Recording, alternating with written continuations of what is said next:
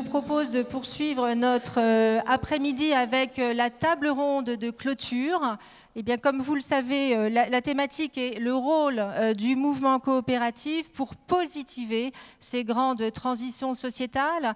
C'est un vaste programme et pour en discuter avec nous, eh bien, j'appelle à me rejoindre sur scène Catherine Trottmann, vice-présidente en charge du développement économique Eurométropole. Bonjour Catherine. Gabrielle Gauthier.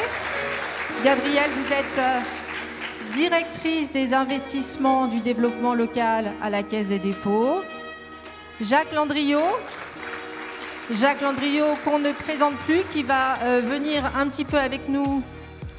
Voilà Jacques, qui peut-être nous quittera en cours de débat.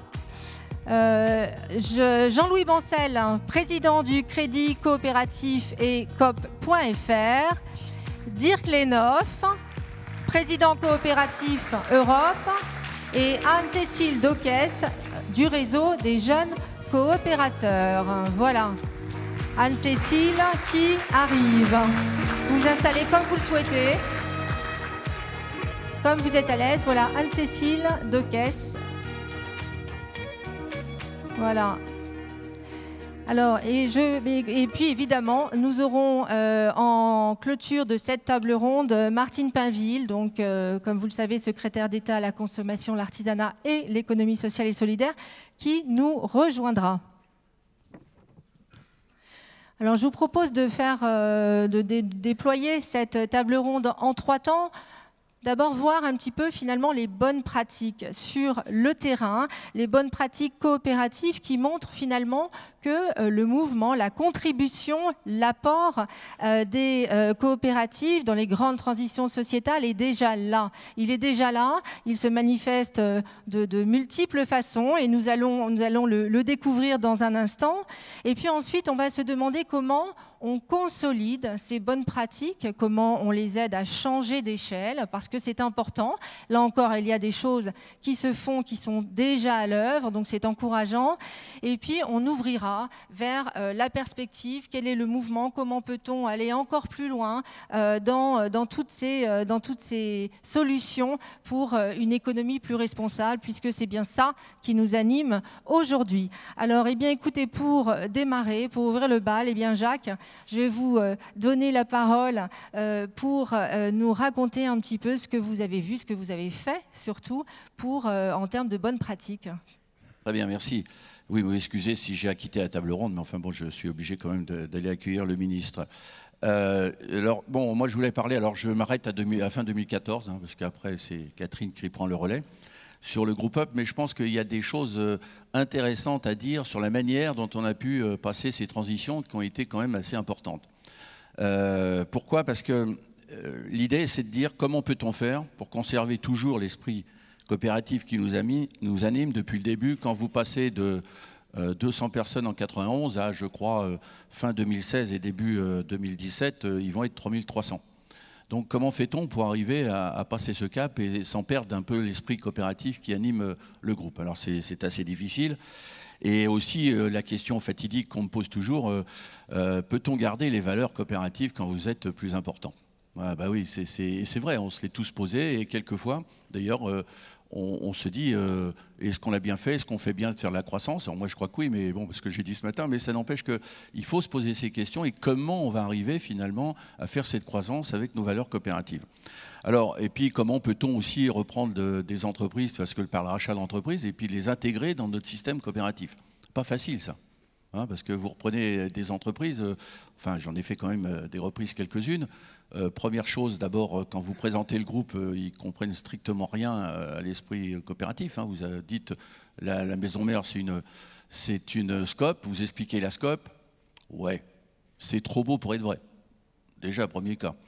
Deuxième chose, première question qu'on m'a toujours posée au cours d'un rachat d'entreprise, alors je dois avoir une tête à ça, je sais pas.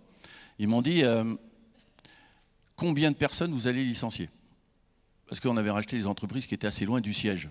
Donc, je parle en France, là, par exemple. Combien de personnes vous allez licencier? Première question. Pourquoi? Parce que vous rachetez une entreprise, il y a une comptabilité, il y a un service commercial. Et à Paris, il y a aussi une comptabilité et un service commercial. Donc, première question, est-ce que vous allez licencier du monde? Et quand on dit non, bon, ça, c'est pas vrai. C'est pas sérieux. C'est pas sérieux, c'est louche. Et ça, on l'a eu souvent. Donc il a fallu vraiment qu'on puisse amener quelque chose, et je sais que Catherine fait un boulot complètement dingue ces derniers temps pour justement passer ce cap, parce que moi j'ai quitté, on était 2000, mettons 700, à 3300, c'est encore différent. Donc c'est quand même, n'oublions pas qu'on était quand même assez loin il y a quelques temps. Donc on a essayé, donc je vais vous citer nous ce qu'on a pu faire. Après, hein, c'est des idées bien évidemment. Alors on a fait... Alors, pourquoi j'ai peut-être quand même ajouté un truc intéressant, c'est qu'on m'a souvent posé la question aussi, vous rachetez des boîtes, ok, mais pourquoi vous ne les transformez pas tout de suite en coopérative? Bonne question, hein, bon, alors vous m'expliquez à ce moment-là comment, quand vous rachetez une boîte, mettons, de 50 millions d'euros, vous allez pouvoir la transformer en coopérative sans avoir votre retour sur investissement. Parce que votre retour sur investissement, si vous ne l'avez pas, ça ne vous permet pas de réinvestir encore. Donc il y a un vrai sujet aussi de discussion. On se l'est posé cette question. On s'est dit, excusez-moi, mais bon, s'il n'y a pas de retour, en partie, dans une première partie de la vie de l'entreprise qu'on rachète, vous pouvez reprendre une autre entreprise, comment? Je ne sais pas, moi, j'ai l'argent, il faut quand même, on n'est pas Crésus, on ne le fait pas quand même. Donc c'est quand même relativement difficile. Puis emprunter, bon, au bout d'un moment, les banques, elles vous disent, hein, Jean-Louis va me dire, attends, c'est fini, on n'emprunte plus. Donc c'est quand même très très difficile. Alors on a mis en place dans ces sociétés qui n'étaient pas des scopes, et je vous parlerai de l'international après, parce que c'est encore un cas complètement différent. On a mis faire en sorte qu'on écoute, une écoute des collaborateurs extrêmement importante. Et je donne des exemples, hein. Je vais vous donner l'exemple, pour ça peut parler. Quand nous sommes arrivés en Turquie, première chose qu'on a fait, on a fait un questionnaire à tous les salariés turcs. Ils n'avaient jamais vu ça. On leur demandait leur avis. Pensez en Turquie, quand vous avez une échelle des salaires qui est de 1 à 50, déjà vous posez des questions. Donc, on leur demandait. On a eu des gens qui ont répondu anonymement, bien sûr, hein, parce qu'il ne fallait pas, sinon ils n'auraient pas répondu. On a fait des choses pour eux, des fois des petites choses pour débuter, mais par exemple, vous avez en Turquie des problèmes de transport. Quand vous êtes à Istanbul, terrible. Les gens font 2 heures de transport et ils ont besoin, et dans ce que vous êtes obligé de faire, vous êtes obligé de mettre des cars à disposition pour que les salariés puissent traverser le Bosphore, enfin, etc. Bon, ils avaient des cars absolument, excusez-moi l'expression, mais pourris totalement, donc sans clim, sans rien. Donc les premières choses qu'ils nous ont dit, on aimerait bien voir ça. C'est pas compliqué à mettre en place. Encore fallait-il le savoir. Et qu'on s'y intéresse à eux. C'est un exemple, mais il y en a d'autres. Après, la transparence, hein, on l'a dit ce matin, tout le monde en parle, c'est la transparence sur la stratégie de l'entreprise. Donc, première réunion, on informe, on présente le groupe et on leur dit voilà ce que la stratégie de notre entreprise. Étonnant pour eux, parce que jamais ils sont au courant de la stratégie. Donc c'est aussi très important. Après, là, on a beaucoup fait la formation. Par la formation, on a dit, voilà, il faut vous former, il faut essayer de progresser. Là aussi, étonnement dans certains cas, hein, parce qu'ils n'ont pas tellement l'habitude. Alors, aussi, un sujet important, la promotion interne. Je crois qu'il n'y a rien de plus beau dans le mouvement Scope que la promotion interne. Enfin, moi, j'en suis un exemple clé, hein. Entrer comme commercial, finir président, et puis Catherine a fait le même parcours que moi, commercial, directeur commercial, président, c'est formidable. Je ne pense pas que j'aurais été président dans une autre boîte. Donc les scopes, c'est assez formidable pour ça. On donne la chance à chacun. Donc c'est un point qui me paraît aussi très très important. Et puis nous, on a toujours accès, pour qu'on garde cet esprit quand même, de former aussi notre dirigeant local. On a toujours gardé des dirigeants locaux, hein, c'est-à-dire que véritablement on a gardé, si c'est un Slovaque qui reste en Slovaquie, si c'est un Slovaque qui va diriger, etc. Alors on a mis des fois une petite équipe de Français qui sont là quand même pour donner des fois la bonne parole et puis regarder si tout se passe bien quand même, hein, parce qu'il faut faire quand même tous attention. Et puis on a mis en place un système important aussi, on a fait un comité d'entreprise européen pour toutes nos filiales européennes par exemple. Bon, on n'était pas du tout obligé de le faire. Mais on l'a fait quand même, et c'est très intéressant. Par contre, on a bousculé un peu les choses. Par exemple, vous avez dans les pays de l'Est, pas besoin de délégués de personnel, ça n'existe pas. Oui, mais quand vous avez un comité d'entreprise, vous êtes obligé d'en mettre. Et alors là, on a une liste à la Prévert, des revendications. Mais c'était intéressant, on a eu le dialogue social, ce que disait Laurent tout à l'heure. On a un dialogue social et c'est ça qui est important. Dernière chose qu'on a fait, je crois, qui est intéressant, et c'est continu bien évidemment, c'est qu'on met, nous, dans notre système, on a 3% des résultats du groupe qui est dans une caisse de solidarité. Et cette caisse de solidarité, on l'a mis à l'ensemble de nos filiales étrangères et françaises. C'est-à-dire que toute personne en difficulté peut avoir accès à la caisse de solidarité. Ce qui est assez quand même assez formidable. Je crois que je vais être obligé vous quitter. Mais le tamis est parfait, vous nous donniez votre dernier point. Peut-être que j'étais... voilà. Non, juste aller un point et puis je m'en vais. Je voudrais donner un exemple parce que c'est un exemple quand même assez typique. On a racheté, et Yvon n'est pas là, mais on a racheté une boîte, je pense que Catherine a fait la même chose pour le Brésil, qu'elle vient de racheter une grosse boîte, plusieurs boîtes au Brésil. On a racheté le Mexique. Et nos concurrents, bien sûr, vous savez, il y a des surenchères. Hein, vous rachetez des boîtes, je ne sais pas, plusieurs dizaines de millions d'euros. Donc il y a des surenchères de nos concurrents, Edenred et Sodexo, qui disent voilà, nous on est meilleurs qu'eux, etc. Et nous on a vendu l'esprit coopératif. Je vous assure que c'est vrai. Pourquoi? Parce que le vendeur était un banquier de famille. Il avait une banque au Mexique qui était familiale. Et lui, ce qui l'importait, c'était ce qu'on allait faire de ses collaborateurs s'ils vendaient. Et nous, on lui a vendu l'esprit coopératif. Et vous allez rigoler, mais c'est vrai. On l'a acheté moins cher, mais on a gagné la partie. Et moi, je pense que ça, c'est quand même assez extraordinaire. On ne l'aurait pas fait, ben, peut-être qu'on n'aurait pas gagné. Ben, on l'a fait. Hein, on a osé en parler de l'esprit coopératif. On a réuni tous les cadres, on leur a expliqué ce qu'on voulait faire et tout. Et ben ça leur a plu et on a emporté l'affaire à un prix inférieur à nos concurrents. On était contents. Voilà. Impressionnant, impressionnant. Merci beaucoup. Je pense qu'on peut applaudir quand même cette belle performance. Merci Jacques. Poursuivons notre tour d'horizon des bonnes pratiques en matière de grande transition sociétale. Anne-Cécile Decaisse, donc vous êtes la représentante du réseau des jeunes coopérateurs. Donc on va avoir une vision jeune, justement. Racontez-nous. Oui, bonjour à tous et toutes. Donc je n'ai pas été élue représentante du réseau puisque pour l'instant c'est un réseau complètement informel, mais je vais tâcher au mieux de... Non, mais je vous ai promu en fait déjà, c'est bon. On est ravis de l'apprendre. Non mais tout ça pour dire qu'effectivement je vais essayer au mieux de pouvoir non pas parler au nom de tous les jeunes coopérateurs et coopératrices, mais peut-être plutôt vous faire part un petit peu de ce qu'on partage dans ce réseau-là, puisque un de ces aspects justement, c'est d'arriver à se rassembler autour de justement pourquoi on est devenu coopérateur, coopératrice, soit en rentrant dans une coopérative existante, mais pour beaucoup d'entre nous en créant notre propre coopérative et donc en ayant l'envie, puisque c'est ça en fait qu'on a réalisé très vite, c'est qu'on a pour beaucoup d'entre nous, l'envie de faire différemment. Et donc effectivement, le fait de se retrouver dans ce réseau-là, que ce soit au niveau français, mais aussi européen et international, c'était l'occasion de pouvoir partager sur cette envie de faire autrement dans l'entreprise, et donc sur différentes bonnes pratiques qui ont pu être développées par des jeunes dans leur entreprise. Des petits exemples, c'est justement ce qui s'est retrouvé dans le manifeste qu'on a rédigé il y a un an, justement manifeste des jeunes coopérateurs et coopératrices qui retrace un petit peu ces pratiques-là qui nous rassemblaient et qu'on avait envie de promouvoir et de développer en les partageant.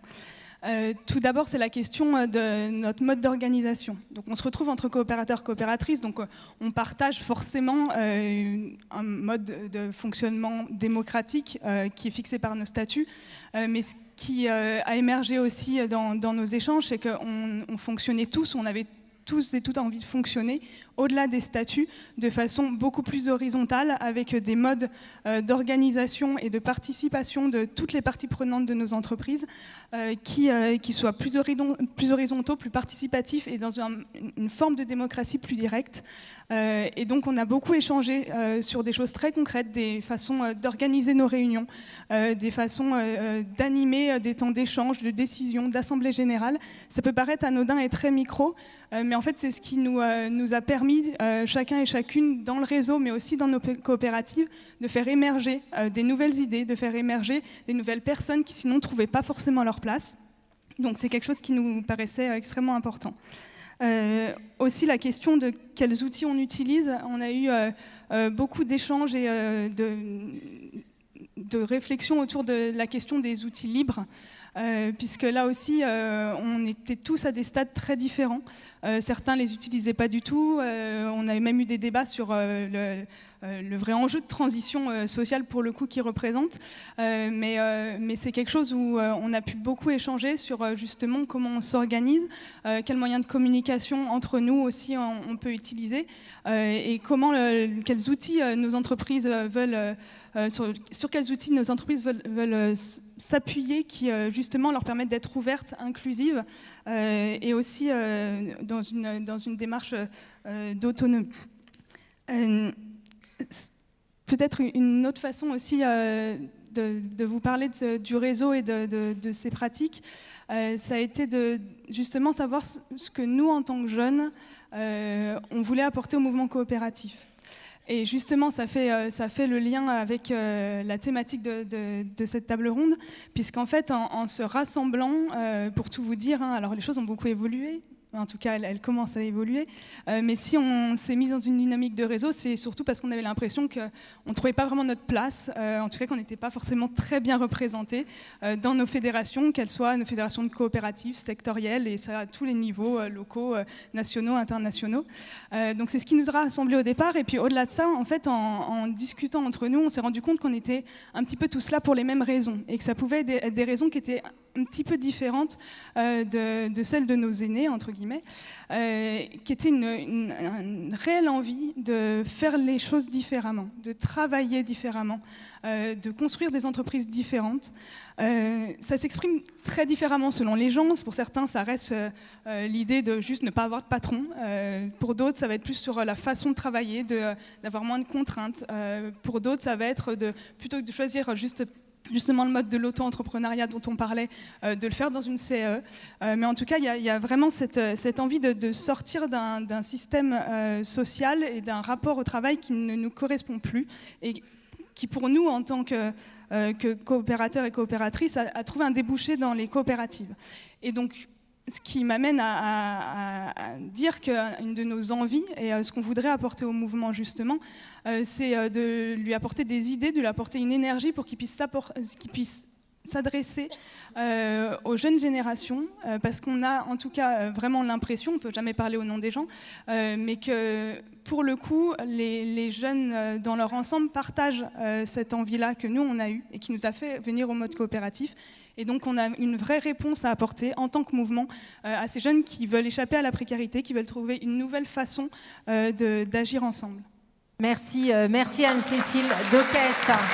Bravo pour ce nouvel élan, c'est très inspirant. Alors, continuons notre tour d'horizon des bonnes pratiques. Dirk Lenoff, nous partons, donc vous êtes président de Coopérative Europe, et puis évidemment vous êtes basé en Allemagne, donc on va vous écouter notamment sur les pratiques en matière énergétique et la contribution du mouvement coopératif sur ces pratiques environnementales. Voilà, merci. Bonjour à tous et tout. Oui, je représente Coopératives Europe, et Coopératives Europe représente 140 millions de membres, des coopérateurs en toute l'Europe, et plus de 4,7 millions d'employés. Ça fait 1420 entreprises coopératives dans toute l'Europe. Et il faut savoir, et vous le savez bien sûr, qu'un des 5 habitants dans la communauté européenne est membre d'une coopérative. Alors vous voyez, c'est le secteur coopératif, il est très pesant, je dirais. Et je pense, bon, Coopératives Europe, qu'est-ce qu'on fait? On est là pour améliorer la visibilité, ou fasciner aussi les jeunes pour notre idée, pour notre modèle coopératif, promouvoir l'idée et les valeurs d'une coopérative. On a déjà eu parler, c'est la démocratie, la solidarité, et je dirais, vous avez dit ça, c'est travailler différente. Je dirais c'est une économique sociale et participative. Et ça c'est très intéressant, et c'est très intéressant aussi pour les jeunes, pour promouvoir l'idée. Il faut fasciner, je dirais, les jeunes. Et là, je suis dans le secteur, le rôle des coopératives d'énergie dans la transition énergétique et aussi la lutte contre le changement du climat. Et ça, c'est une chose pour les jeunes, pour les fasciner vraiment. Et je voudrais bien prendre la transition énergétique pour sujet, examiner un peu la question quel rôle les coopératives d'énergie jouent dans ce contexte-là. Je vais particulièrement aborder le développement en Allemagne, mais je pourrais aussi parler de Danemark, de la France, bien sûr, où il y a, j'ai vu ça, Enercop, etc. Et c'est partout pareil. Et oui. La transition énergétique joue un très, très grand rôle dans tous les pays, je pense. Bon, si je parle de l'Allemagne, depuis 2006, cumulé, on a plus que 800 coopératives, nouveaux coopératifs dans ce secteur. Pendant les 10 ans derniers, ont été fondus. La raison principale pour ce développement est la loi allemande sur l'énergie qui règle des tarifs d'alimentation d'énergie et oblige les opérateurs des réseaux d'acheter du courant écologique, aussi écologique. Voilà. Mais tous ces membres nationaux, comme en Allemagne, l'Apex DGRV, sont membres aussi des RESCOP, c'est le nouveau secteur qui est membre des Coopératives Europe, comme nouveau secteur des coopératives dans ce secteur.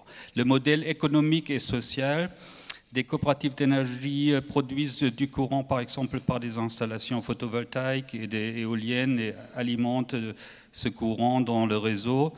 Des citoyens réunissent dans ces coopératives pour investir en commun avec des sociétés et des institutions publiques ou des entreprises agricoles dans des projets d'énergie régionale. Et ça, c'est important. Souvent, des entreprises artisanales, des prestataires de services et des banques locales ou de la région participent aussi au projet afin que l'économie régionale soit renforcée. Et en outre, les coopératives d'énergie sont fondées pour assurer collectivement l'approvisionnement en chaleur dans une municipalité souvent. Au total, les coopératives en Allemagne ont investi 1,8 milliard d'euros et installé une puissance totale de 1 gigawatt déjà. C'est pas mal, hein. Mais on commence. Bon, je tombe ça et je vais vous donner un petit exemple. C'est la coopérative de l'énergie Odenwald qui renforce l'économie locale et sociale aussi. C'est un village, je dirais, 200 km au sud de Francfort, fondé en 2009. On a actuellement 3000 membres, 11 millions de capital propre et 50 millions d'investissements. Ça fait déjà presque 100 panneaux solaires photovoltaïques avec beaucoup de capacités installées. Et on a aussi créé une maison d'énergie avec une école maternelle pour presque 200 enfants. Et ça, c'est un bon exemple, je dirais, je voudrais vous présenter ce bon exemple pour cette valeur ajoutée régionale qui est très et sociale aussi. Oui, la coopérative existe maintenant comme un projet vraiment affilié à la région.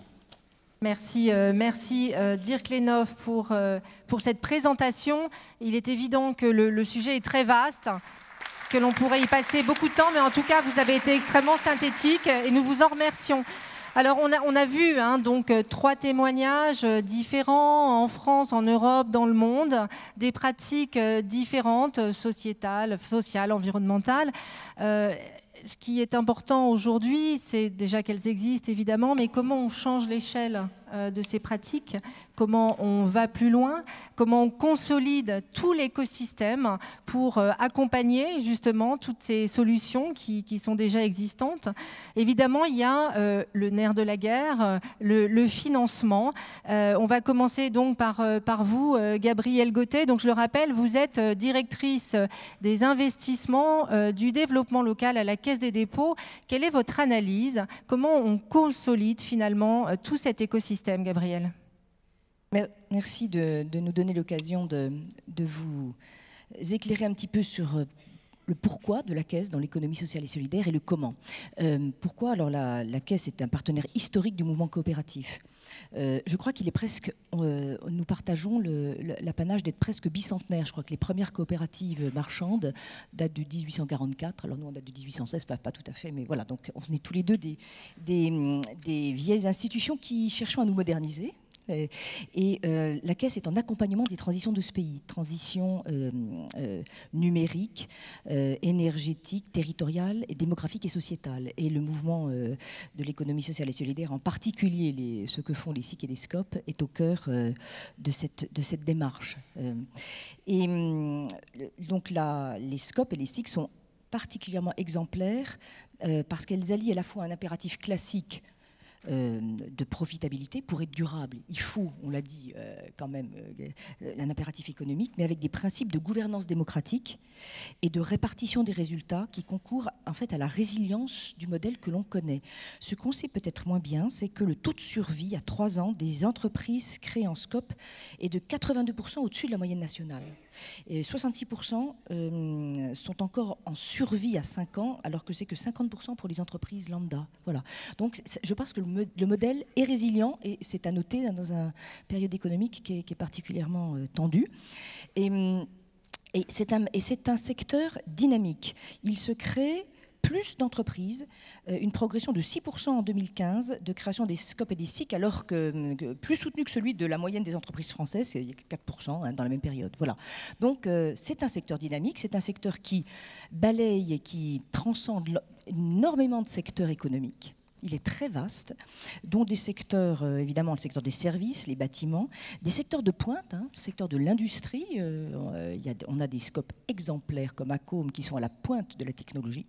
Est un champion national, je le dis particulièrement parce que je viens de cette industrie et Acom est un champion international de la fibre optique. Justement, alors, qu'est-ce qu'on peut faire? Pourquoi? C'est important de mentionner ce que vous faites, ce que vous dites, parce qu'effectivement c'est très rassurant pour des financeurs de voir un peu ces bons résultats. Alors justement, comment financer? Il ne s'agit pas que de financer. L'accompagnement, c'est pas que le financement, c'est financement, accompagnement et mesure d'impact. Il ne suffit pas de financer. Donc nous, on accompagne en fonds propres, en quasi-fonds propres, en crédit d'ingénierie, en montage de nouveaux projets. Et les nouveaux projets sont fertiles, je disais justement, la création d'entreprises dans les nouveaux secteurs, l'économie d'énergie, les ENR, les plateformes d'autopartage, donc les nouveaux secteurs d'activité territoriaux, souvent s'envisagent sous forme de SIC et de SCOP, mais également... on s'appuie pour ce faire, c'est très local, sur notre réseau de directeurs, régionaux, de direction régionale. Je salue notre directeur régional ici, qui sont en lien avec et très proches des unions des SCOP. Alors, le premier de la guerre, c'est le financement. D'abord, on a beaucoup financé de façon indirecte, c'est-à-dire en financement des dispositifs nationaux de façon indirecte, comme France Active et ses filiales, France Active Garantie, la CIFA, le comptoir de l'innovation, IDES, ou de fonds régionaux, comme Pargest, dans lesquels nous étions présents. Nous gérons le mandat PIA de l'économie sociale et solidaire, donc par mandat de l'État. Et nous avons investi 92 millions, donc un tiers des entreprises étaient sous forme de SCOP, sous forme de prêts participatifs ou de titres participatifs dans ces entreprises. Voilà. Mais nous accélérons de plus en plus nos investissements directs. Nous avons lancé en juin dernier un fonds, et je salue un certain nombre de partenaires de ce fonds, n'est-ce pas, le coopératif Jean-Louis Bancel, Noves, doté de 100 millions d'euros, qui a pour but d'investir en fonds propres dans les entreprises du secteur. Voilà. Donc, de plus en plus, nous accélérons nos investissements directs. Avant ce fonds, nous aurons investi cette année 70 millions d'euros. Quand nous investissons c'est dans des objets avec les autres investisseurs. Nous sommes minoritaires et ces entreprises lèvent de la dette. Donc, c'est 1 souvent pour 8. Donc, 70 millions d'euros dans l'économie sociale et solidaire. Le deuxième sujet, c'est l'accompagnement, et qui est un des sujets également de la résilience. C'est une des forces que de chercher systématiquement à mixer accompagnement, financement de dispositifs de terrain comme les DLA, les dispositifs locaux d'accompagnement, le fonds de confiance ou les fabriques à initiative. Nous accompagnons les pôles territoriaux de coopération économique, la ministre va probablement en parler, et notre ambition est dans les mois d'avenir d'articuler tout ça autour d'un hub de l'accompagnement plus lisible, plus aisément mobilisables par les porteurs de projets. Et la troisième, et j'en ai fini, c'est la mesure d'impact. C'est-à-dire que c'est une des grandes ambitions que nous avons, et notamment qu'a le fonds Noves, mais plus généralement une conviction que nous partageons qu'il faut savoir mesurer dans un temps de tension accrue sur les ressources, d'avoir un discours de la preuve de quel est l'impact de toute cette économie sociale et solidaire et de nos financements et nos investissements dans cette économie. Et donc nous sommes en train d'élaborer avec nos partenaires un réseau d'indicateurs que nous espérons de place sur l'impact extra-financier de ces investissements, en termes d'emploi, en termes d'impact sur la transition énergétique.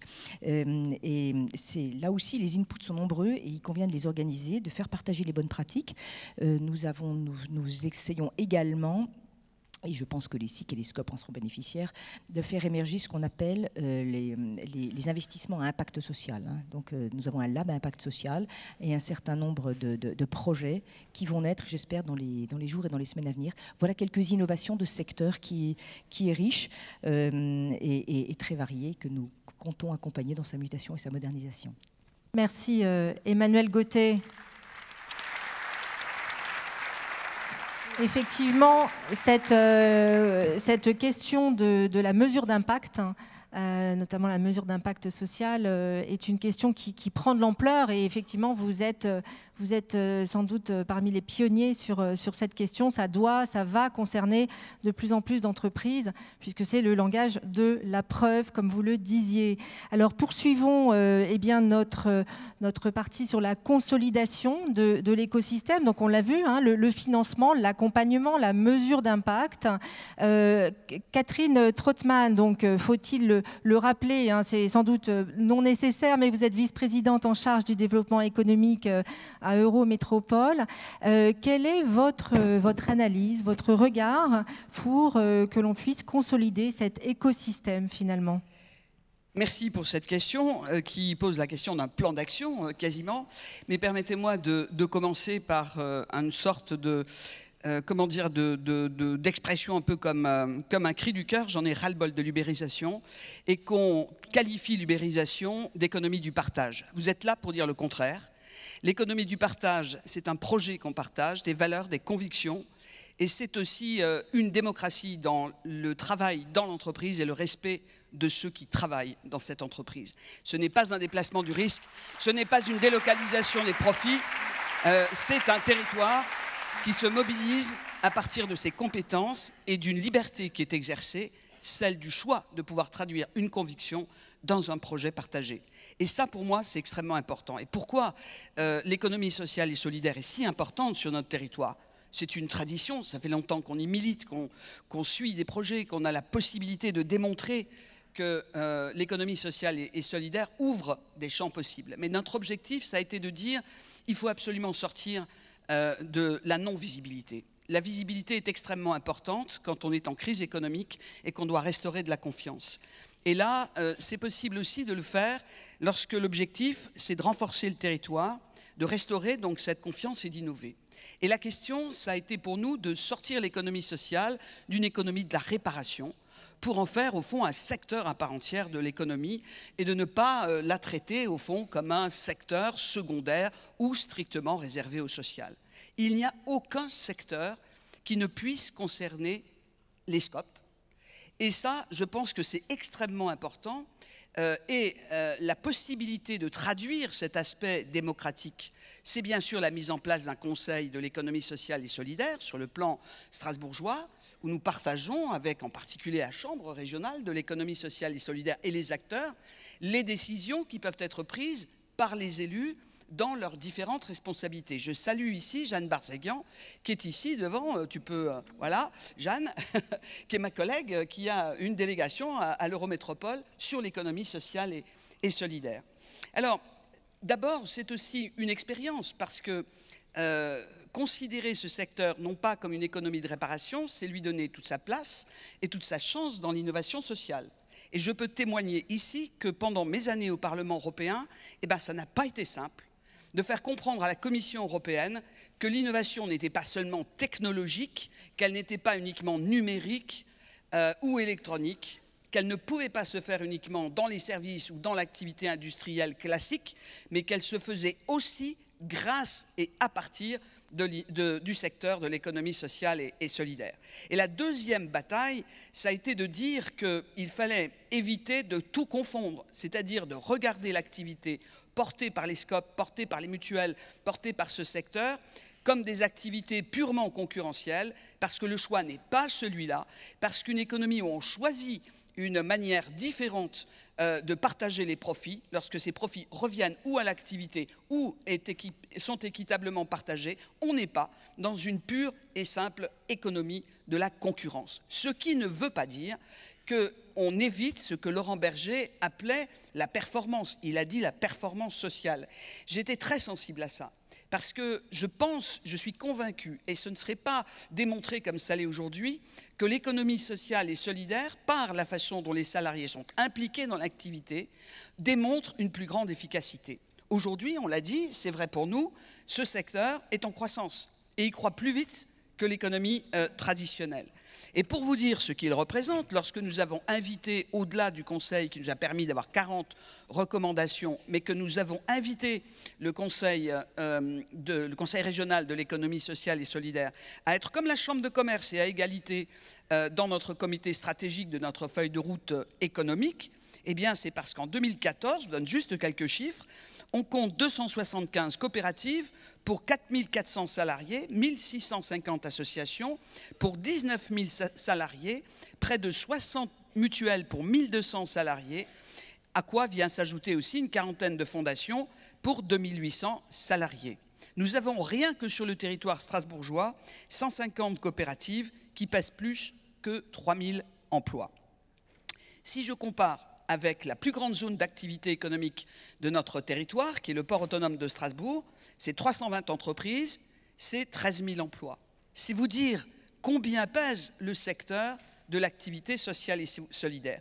C'est vous dire aussi, et vous pouvez l'imaginer, que mettre au cœur de ce grand territoire économique où on vit la transition énergétique, où on vit la transition écologique, où on vit aussi la transition industrielle, un projet comme ce que nous appelons le kaléidoscope, où se retrouvent 15 partenaires différents autour de la thématique de l'emploi, des nouvelles formes d'activité, de l'innovation sociale, avec aussi de nouvelles méthodes de travail, comme des espaces de coworking.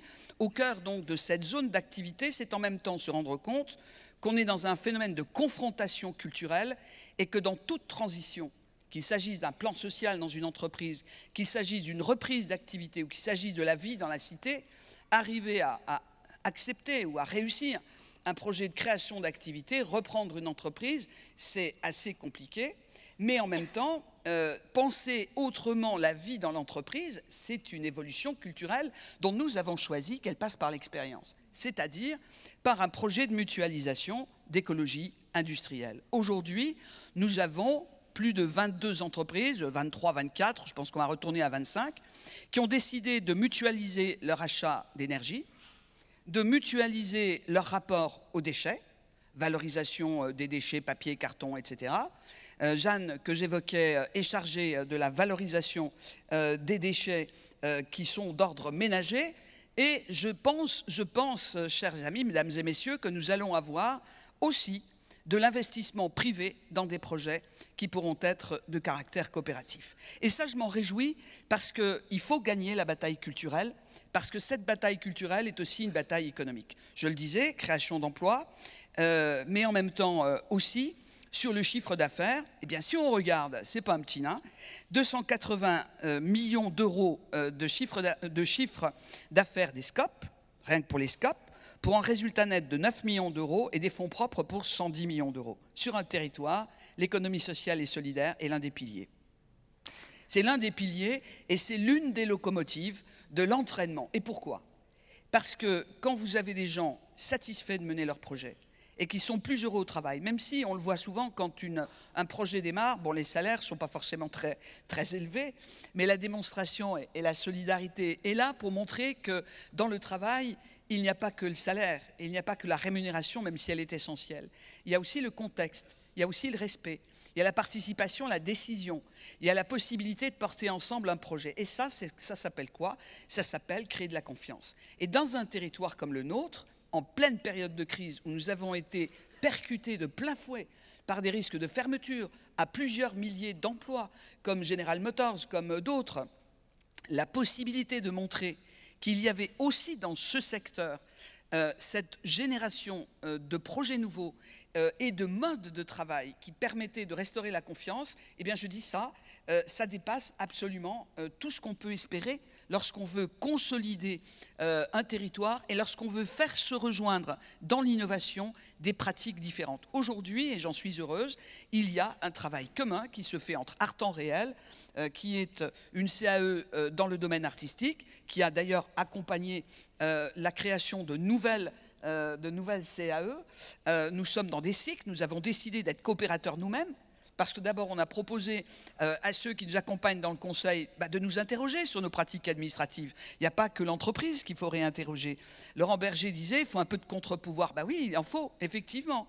Et donc il faut aussi une critique sur l'adaptation de nos processus d'accès à la création d'entreprises, d'accès au financement. On a créé des outils, un petit outil qui permet d'accéder à de l'immobilier moins cher, avec caisse d'épargne, crédit mutuel, tous les partenaires crédits coopératifs, les partenaires financiers avec lesquels nous pouvons avancer sur des projets qui permettent de générer dès le départ un accueil dans des conditions économiques plus favorables. Voilà quelques exemples qui, en même temps, montrent que l'action publique peut être inspirée par les pratiques et par la manière de procéder, la méthodologie de l'économie sociale et solidaire. Merci. Catherine Trottmann.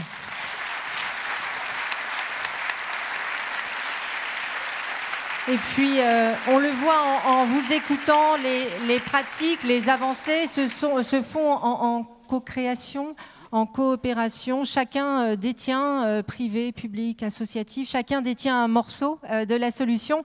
Et effectivement, c'est aujourd'hui, eh bien, il nous faut apprendre à mettre tout ça dans un pot commun pour avancer dans le même sens. Et je suis sûre que ce sont des choses que vous allez un petit peu nous raconter, Jean-Louis Bancel. On passe maintenant, on ouvre le scope, on continue notre voyage vers le futur. Un peu de prospective, où va-t-on? Comment y va-t-on? Quelle est votre vision finalement du secteur, Jean-Louis Bancel? Alors, bien sûr, tout ça est un défi parce qu'il va falloir tenir ça dans des délais ultra resserrés et à tout moment, on sera susceptible de me couper la parole, c'est ça? Écoutez, pour l'instant... Bon, ok, non, mais merci. Alors, là, effectivement, Martine Pinville va arriver et puis Michel Sapin, donc okay. Allez-y tranquillement. Tranquillement. Donc moi, je voudrais d'abord remercier, bien sûr, l'ensemble des collègues et amis du monde des SCOP. Pour nous, Crédit Coopératif, c'est revenir, bien sûr, à la dimension pivot originelle du Crédit Coopératif qui a été créé par et pour les SCOP il y a 123 ans, qui néanmoins a développé ses activités dans tous les champs de l'économie sociale et solidaire. De ce que je viens d'entendre, et puis des échanges que j'ai pu avoir avec les uns et les autres, en particulier sur la base des ateliers, je retiens pour nous 3 défis. Mais qui s'appuie sur notre démarche coopérative et notre manière de construire l'avenir. Je pense que, et je rejoins ce qu'a dit Catherine Trottmann, d'abord, nous, quand on est coopérateur, c'est que dans l'âme, nous considérons que l'histoire n'est pas écrite, il n'y a pas de fatalité. Nous voulons être maîtres d'une part de notre destin. On sait qu'il y a des choses qui nous dépassent dans les questions de la terre, de l'environnement, des choses comme ça. Néanmoins, on en a aussi notre petite part. Mais donc, nous voulons être maître d'une partie des choses, en le faisant à plusieurs. Donc moi, je retiens 3 défis. Il n'y a pas d'ordre de préférence, je les livre comme ils me viennent. Le premier, la transition intergénérationnelle. Je pense que c'est un sujet absolument indispensable. Deuxième sujet qui est, et je vais poursuivre sur ce qui a été dit par certains, l'avenir du travail. Je pense que c'est un sujet clé. Et le troisième point, c'est une phrase que j'aime à utiliser à l'intérieur du Crédit Coopératif ou même au titre de COPFR, comprendre, et cette table ronde et puis ce positionnement ici à Strasbourg au cœur de l'Europe, c'est de montrer que nous sommes des acteurs du territoire et des citoyens du monde. Alors, premier volet, la transition générationnelle. Ça a été évoqué tout à l'heure, bien sûr, par nos amis du réseau des jeunes coopérateurs. C'est un sujet crucial. Alors, il y a des tas d'arguments pour expliquer, justifier, ne fût-ce que l'argument simplement de l'écoulement du temps. Mais je voudrais, parce que je suis un ardent défenseur, propagateur, certains diront propagandiste, des vertus et des valeurs coopératives.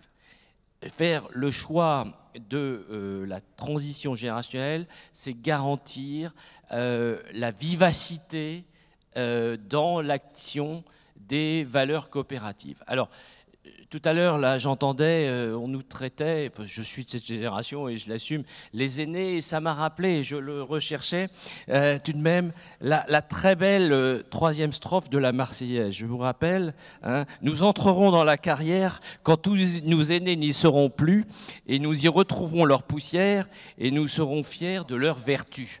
Eh bien, voilà. Pourquoi est-ce qu'il faut jouer le jeu des transitions générationnelles? C'est pour que les valeurs restent vivantes et adaptées au temps contemporain. Vous le savez sans doute, j'ai des responsabilités au niveau de l'Alliance coopérative internationale. Je suis le président mondial du comité des principes coopératifs. Et les principes coopératifs, ce ne sont pas des trucs faits pour prendre la poussière sur des étagères. Les vertus coopératives, les valeurs coopératives, elles n'existent que si nous les mettons en action. Et pour les mettre en action, il faut s'y mettre tous, mais il faut aussi faire confiance. Et ça va m'amener à un point donc très important qui est cette question, le deuxième volet qui est l'avenir du travail. C'est ouvrir nos portes, ouvrir nos fenêtres à ceux qui, pour le moment, essayent de construire un avenir, mais n'imaginent peut-être pas que ça passe spontanément, ils n'y pensent pas spontanément, que ça passe par la voie coopérative. Et donc, c'est cette question qu'on qualifie, et je rejoins là aussi ce qu'a dit Catherine Trottmann, sur ces débats d'économie collaborative, économie du partage, etc. C'est à nous d'ouvrir les portes et les fenêtres. J'ai remarqué que vous l'aviez fait ici. J'ai vu qu'il y avait un atelier, par exemple, sur la question des biens communs. C'est un sujet absolument crucial à mes yeux. Je viens de créer une association avec un certain nombre de partenaires qui s'appelle la COP des communs. Pourquoi? C'est pour faire converger le monde de l'économie sociale et solidaire et tous les gens qui travaillent en France, en Europe, et dans le monde sur les questions des biens communs. C'est un sujet qui devient à la mode. Il se passe des choses dans beaucoup de pays européens, dans beaucoup d'autres pays développés. La France est peut-être un tout petit peu en retard, on est en train de le rattraper. Et en particulier, nous créons la COP des communs, nous créons un événement au Conseil économique et social européen le 9 décembre, justement, où on fait venir des gens de tous les horizons, y compris d'Amérique du Nord, sur cette thématique. J'ai organisé, la semaine dernière, il y avait le 3e sommet international des coopératives à Québec. J'avais organisé toute une après-midi sur économie collaborative et coopérative. J'avais fait venir des amis, des gens que je ne connaissais pas tous d'ailleurs, de Grèce, de l'Ouest canadien, de New York, des États-Unis, de différents pays du monde. Et là-dessus, la thématique, c'est ce que j'ai appelé, et je vous rappelle que c'est la thématique qui a été retenue par l'Organisation internationale du travail pour ses 100 ans, c'est l'avenir du travail. Nous allons fêter en 2019 les 100 ans de la fondation de l'Organisation internationale du travail. Pour le monde coopératif, c'est une instance mondiale très importante. Je rappelle que le premier directeur de l'Organisation internationale du travail, du Bureau international du travail, était un Français, un très grand coopérateur. Et donc là-dessus, nous avons un lien très spécial et très fort avec l'Organisation internationale du travail. C'est un lieu de rencontre et d'échange avec nos amis et collègues des partenaires du monde syndical, avec bien sûr le monde des employeurs et avec le monde des États. Et je rappelle que lorsque l'OIT a été créé, il ne devait pas y avoir que 3 collèges, il ne devait pas y avoir que le collège des États, le collège des syndicats et le collège des employeurs, il devait y avoir le collège coopératif. Bon, pour des raisons diverses, ça ne s'est pas fait. Mais nous devons nous inscrire dans cette réflexion de l'Organisation internationale du travail sur l'avenir du travail. Et en particulier, donc, toute cette question comme l'a dit Laurent Berger, de l'emploi prétendument indépendant, etc., mais qui vient sous dépendance économique. Ce que j'ai dit à Québec, je dis ici, si ces gens qui pensent, et il faut respecter leur liberté, parce que je pense que c'est indispensable d'être dans des sociétés de liberté, de dire je ne veux pas être salarié, je veux être indépendant, mais si c'est pour être transformé en esclave économique des temps modernes, on n'a pas vraiment avancé. Si c'est pour réinventer les tâcherons du 19e siècle, je pense que nous ne progressons pas. Et donc nous devons, nous, monde des coopératives, et en particulier le monde des SCOP, d'ouvrir nos portes, d'ouvrir nos fenêtres. Bien sûr qu'en France, on a un élément qui est intéressant avec en particulier le statut des coopératives d'emploi et d'activité et d'emploi, qui est une piste pour travailler. Dans le cadre de la COP des communs, et je voudrais saluer ici, je l'ai vu tout à l'heure, Noémie Grenier, parce que de Coop-Panam, on bosse bien avec elle et avec ses équipes sur quel est le statut social qu'on va donner demain à tous nos jeunes qui font le choix d'être indépendants. Indépendant, faussement indépendant, enfin indépendant juridiquement pour être à la traîne, je veux dire, ou maltraité. Ça va transformer l'économie sociale en ce que j'appelle l'économie sociale de la pelle et de la balayette. Nous ne sommes pas là simplement pour ramasser les morceaux. Nous sommes là pour, bien sûr, permettre aux gens de participer dans la vie de la société. Donc, l'avenir du travail est un sujet, à mes yeux, très important parce que le travail reste au cœur de beaucoup de choses pour s'intégrer dans la société. La troisième dimension, mais là c'est porté bien sûr par Catherine Trottmann ici sur le territoire strasbourgeois, mais c'est les territoires. Et je pense que là-dessus, nous devons nous saisir très fortement de ces questions. Mais je sais que ça paraît évident, mais il faut le redire. Simplement, j'énonce des choses que nous faisons, mais il faut aussi l'énoncer sur des dimensions de régionalisation. Une des questions traditionnelles que nous avions en France, c'était une vieille conception historique, c'était Paris et le désert français. Heureusement, notre classe politique a compris l'enjeu de la décentralisation. On a créé de nouveaux espaces régionaux. Ma préoccupation, c'est que demain, ça ne devienne pas une métropole régionale et le désert autour. Et donc, il est très important que nous, mouvements coopératifs, nous portions cette dimension territoriale. Non pas, là encore, et c'est pour ça que je suis heureux de saluer en particulier mon ami Dirk Lenoff, n'est pas dans une vision repliée sur nous-mêmes, soit de territoires restreints, soit de purement français, c'est bien dans une ouverture au monde. C'est pour ça que j'insiste sur cet équilibre. Nous sommes forcément des acteurs de territoire, des territoires à définir d'un commun accord, et des citoyens du monde. C'est parce que nous regardons au-delà des frontières de nos territoires, nous regardons national, nous regardons européen, nous regardons international, que ça fait la force d'un mouvement et d'un mouvement coopératif. Voilà, j'ai vu les ministres arriver, j'ai compris qu'il était grand temps que je m'arrête, et donc merci à tous de m'avoir donné la parole. Merci beaucoup, merci à tous, on vous applaudit très fort.